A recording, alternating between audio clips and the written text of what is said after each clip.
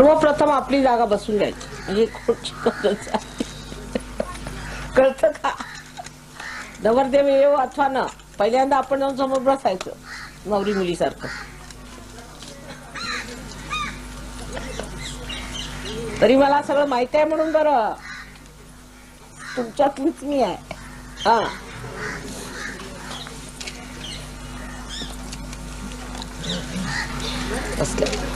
इथे या लोकांचं आगमन झालेलं आहे. तुम्ही लोकांनी इतक्यानी स्वागत केलं, त्यांची व्यवस्था केली आणि इतकी सुंदर जागा शोधून काढली त्यांच्यासाठी, तेव्हा त्यांच्या वतीने मी तुम्हा सर्वांचे फार आभार मानते.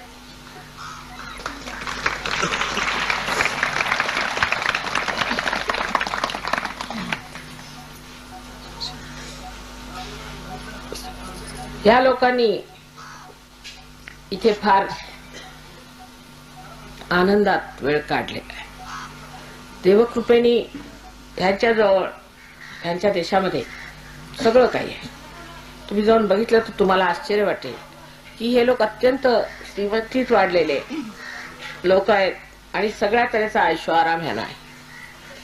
आपले रस्ते, आपले धुळी वगैरे त्या सर्व तुडवत हे इथे आले.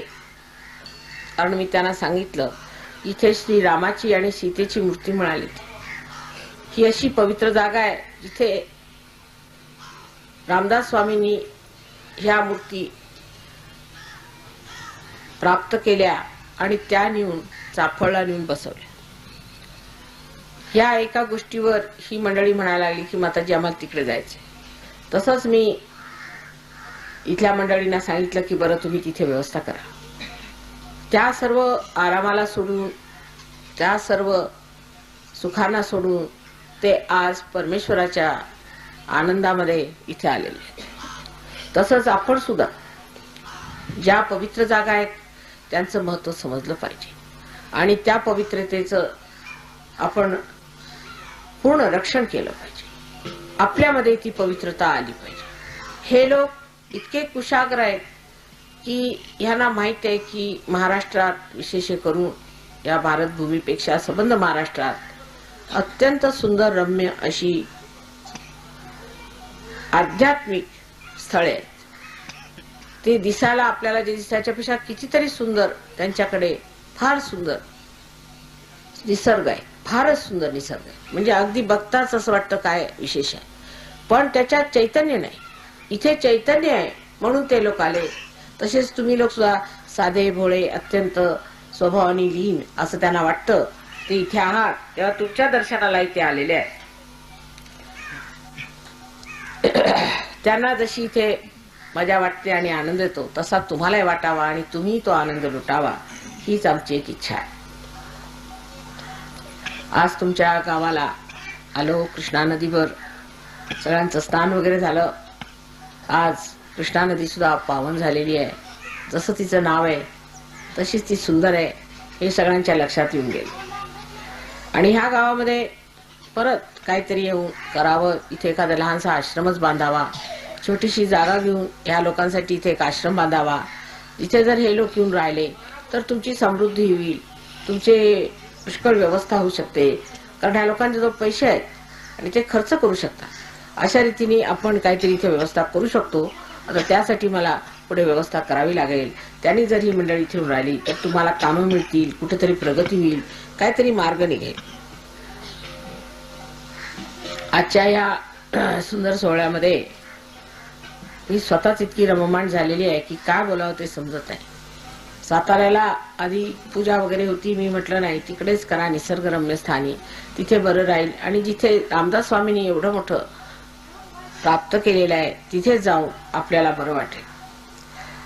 तर आजच्या ह्या शुभ मुहूर्तावर आपण सर्वांनी असा निश्चय केला पाहिजे की जर माताजींनी आपल्याला आत्मबोध दिला तर त्या आत्मबोधाला आम्ही प्राप्त होऊ, त्यानंतर ते आम्ही पूर्णपणे वाढवून त्याचे वृक्ष इथे उभे करू. जर इथे तुम्ही सहयोग केला नाही तर ही मंडळी येणार नाहीत. हे लोक नुसते प्रेमाचे भुकेले, त्यांना दुसरं काही नको. ही मंडळी इथे जर आली तर त्यांनी इथे पुष्कळ कल्याण होण्यासारखं आहे. तुमच्यासाठी अत्यंत कळकळीने हे लोक कामं करतील, तुमच्या व्यवस्था करतील, तुम्हाला पुष्कळच व्यवसायी धंदे शिकवतील. अशा प्रकारे आपण बरंच कार्य करू शकतो. पण सर्वप्रथम तुम्ही सहयोगामध्ये मात्र पूर्णपणे उतरलं पाहिजे. नाहीतर त्यांना तुमची सुद्धा काही इज्जत वाटणार नाही, तुमचा काही मान वाटणार नाही. त्यांना वाटेल हे सर्वसाधारण जसे जगामध्ये लोक आहेत तसेच हे.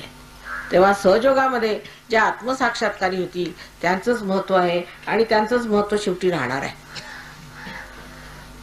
जे लोक आत्मसाक्षात्कारी नाहीत त्यांचं काहीच महत्व जगात नाही. जसं एखादं बीज जर ते रोपलं नाही गेलं तर त्याचं काय महत्व राहतं, ते आपण फेकून टाकतो. तरी सुपीक जमीन आहे, ह्या ठिकाणी श्री रामदास स्वामींनी त्यांचे चरण स्पर्श झालेले आहेत अशा सुंदर ठिकाणी तुम्ही राहता, तेव्हा तुम्ही सुद्धा आपल्याला पावन करून घ्यावं.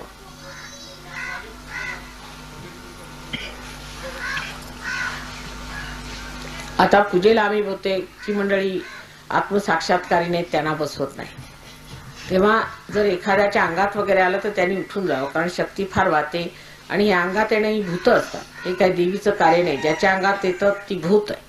तुम्ही लोक त्यांच्या पायावर पडता अशा तुमच्या इतक्या चुकीच्या समजुती आहेत. असा विचार केला पाहिजे की देवीला अंगात यायला काही आणखीन अक्कल आहे की नाही. ती कोणा अशा तशा माणसाच्या अंगात येईल का? त्या बाईचं काय चरित्र आहे, ती कशी वागते ते बघितलं पाहिजे. आणि अशा लोकांच्या तुम्ही पायावर येता आणि म्हटलं तरी ऐकत नाही. तर एखाद्या बाईच्या अंगात जर आलं आता तर तिने उठून बाहेर जावं. ते भूत आहे, अगदी भूत आहे आणि त्यांच्याजवळ मुळीच गेलं नाही पाहिजे.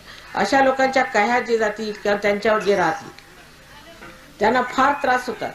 काहीतरी ऍक्सिडेंट तरी होईल, नाही तर घरात आजार येतील, नाही तर पैसे जातील, काही ना काहीतरी फार त्रास होणार आहे. म्हणून अशा लोकांच्या जवळ मुळीच जवळ जाऊ नये ज्यांच्या अंगात भूत येतात. आणि त्याही बायकांना जर कळलं की तुम्ही या लोकांचा असा तिरस्कार करता तर त्यांची भूतं पळतील आणि मग त्या ठीक होते. तेव्हा हे एक आपल्या खेडेगावामध्ये फार वाईट आहे, ते काढलं पाहिजे. मी अनेक वेळेला पाहिलंय की मी भाषण देताना पुष्कळ बायकांच्या अंगात यायला लागतं, कारण त्या घाबरतात. तेव्हा अशा बायकांनी ज्यांच्या अंगात येत आहे त्यांनी बाहेर जावं. आणि पुरुषांनी सुद्धा, असं मी पुरुष तर पाहिले नाही म्हणा अंगात येणारे, पण येते असेल एका दोघांच्या काय सांगा, पण भूतांच्या गोष्टी आहेत त्या.